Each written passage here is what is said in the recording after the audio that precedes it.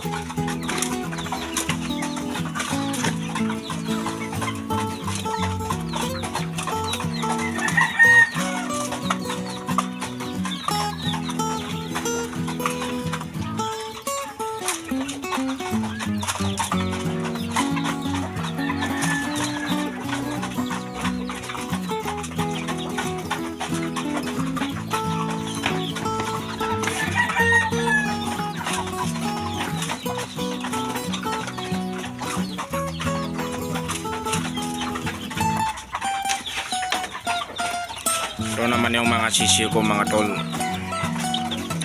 Yan. Mga bagong sisiyo ko.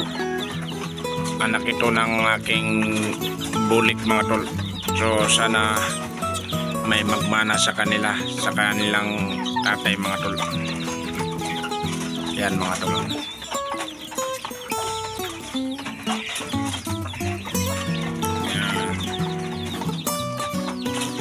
Nasa 10 piraso to mga tol.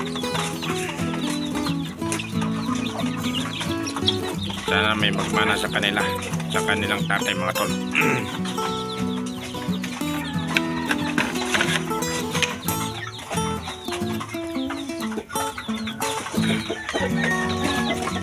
Ito yung bulik ko mga tol.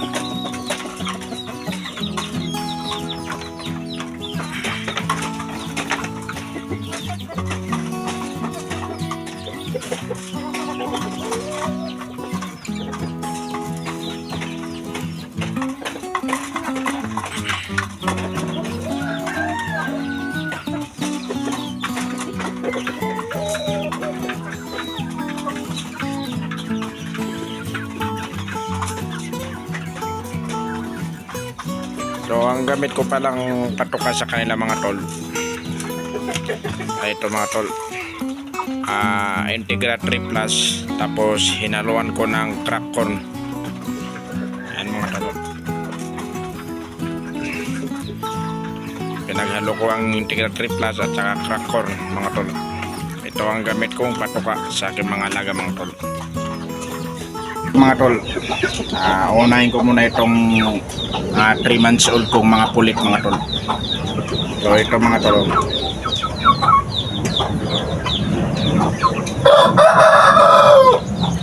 uh, 3 months old to mga tol. Isa po itong dumpo mga tol. Ang bloodline nito mga tol ay dumpo. Ito mga tol, 3 months old pulit. Dalawa po to mga tol, parehas ng color mga tol. At ito naman yung isa mga tol. Ayan mga tol,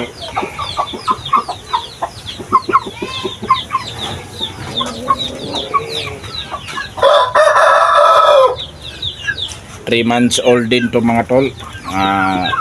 Bloodline din ito mga tol ay dumpo line to mga tol. Dumpo din ang bloodline nito mga tol. So ang mga pulit ko mga tol, 3 piraso mga tol, kasali na to ay ang bloodline nila mga tol ay mga dumpo. So ito ang gagawin kong materialis mga tol. So pag lumaki na ito, pwede na magamit. Ito mga tol,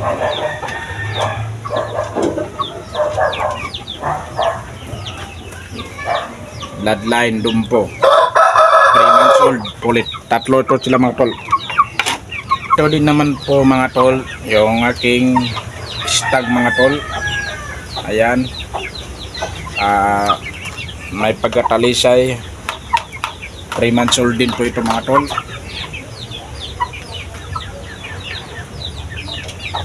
Ayan mga tol. So siguro nasa large size to mga tol, kasi malaki siya. So 3 months old. Ang bloodline nito mga tol ay Jutako. Jutako ang bloodline nito mga tol. Ayan mga tol, stag ito mga tol. Kaya ang aking stag.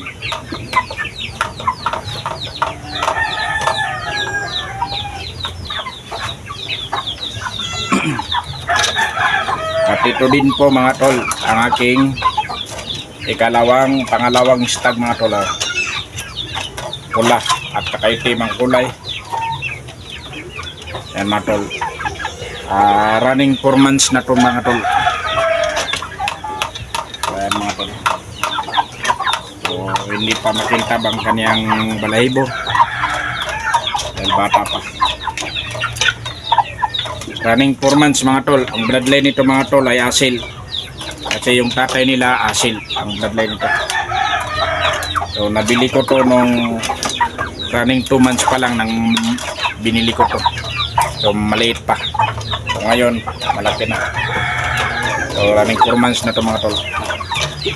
So soon mga tol ay sana ay pag lumaki na to ay may magandang laro ang may pakita niya, kasi soon gagawin ko itong warrior mga tol.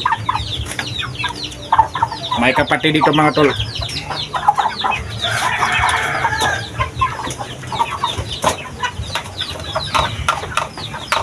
Ito ang kanyang kapatid mga tol.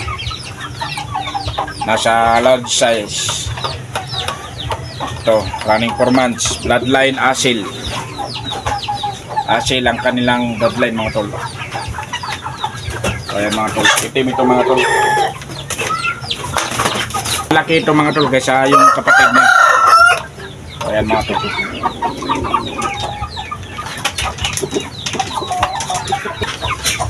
At ito din ang aking pangapat nga stag mga tol.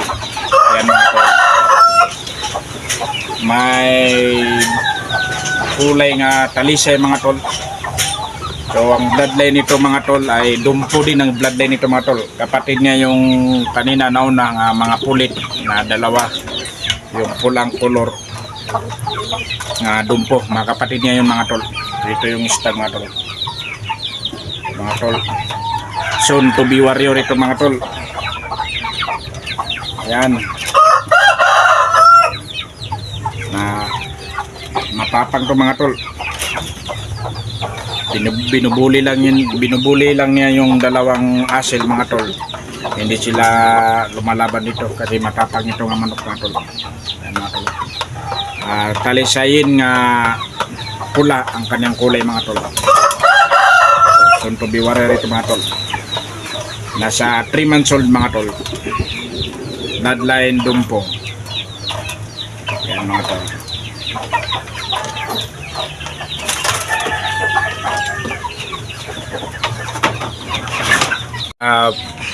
Ngayon mga tol ay papakilala ko rin sa inyo ang lahi ng aking mga babaeng manok mga tol. Ayan mga tol. Ayan mga tol ay hindi pa yan nagamit mga tol. So malapit na yan magamit. Ang bloodline yan mga tol ay may dugong plaker.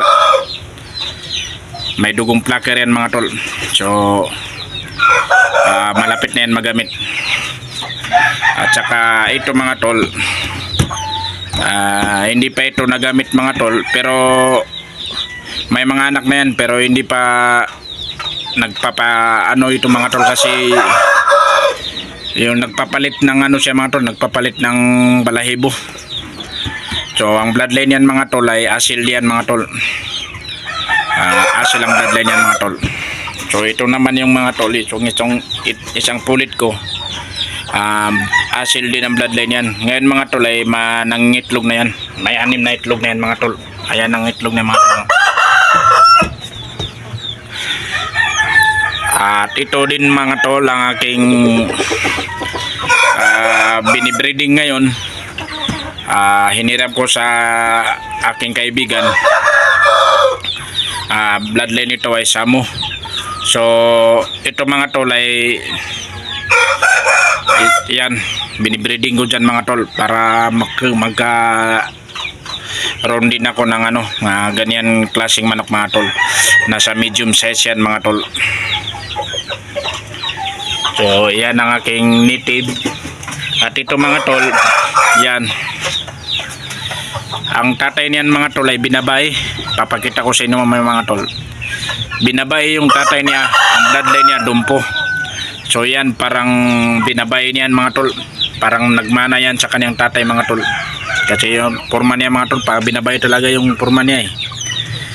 At yung mga itim na yan mga tol ay mga native na yan. So ayan mga tol, yan ang binabay. Ang bloodline niya dumpo. Dumpo ang kanyang bloodline mga tol. Binabay mga tol. So tingnan nyo mga tol. Medium size, malaki ang katawan. Tol. Hinahanapan ko ito ng maka-spar niya pero walang tatapat sa kanya kasi malaking manok to eh. Nasa XL size to mga tol. Bloodline asil. Yan mga tol. Yan mga tol.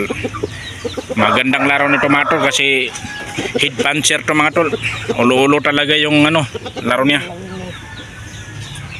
So sana makahanap na ako ng maka-spar niya ulit. Saka ito yung mga anak ng yung bulik ko kanina mga tol. Ito yung bagong mga anak niya. Ayan. So sana mayroon ng magkaroon ng may magmana na sa kanya, sa kanilang ama. Itong mga sisiyo ko mga tol. So hindi ko pa na gender ito mga tol kung ilan ang lalaki at ilang babae.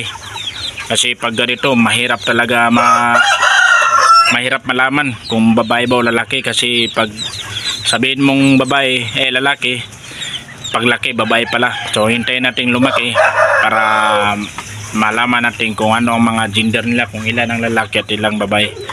Nasa 10 piraso yan mga tol. So yan mga tol. Sana nga lang mga tol may magmana na sa kanilang ama mga tol.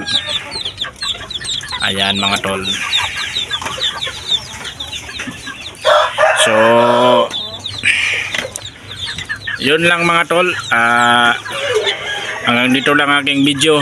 Maraming salamat sa lahat ng sumuporta sa aking munting channel. Like, comment, share at subscribe sa aking channel mga tol. Maraming salamat sa inyong lahat. Shoutout sa lahat ng mga sumuporta sa aking channel at sa lahat ng makakapanood ng mga video ko mga tol. Pag-subscribe na din ng aking channel mga tol. So yun lang mga tol, hanggang dito lang aking video mga tol. Happy farming sa inyong lahat. Mag-ingat po tayong lahat.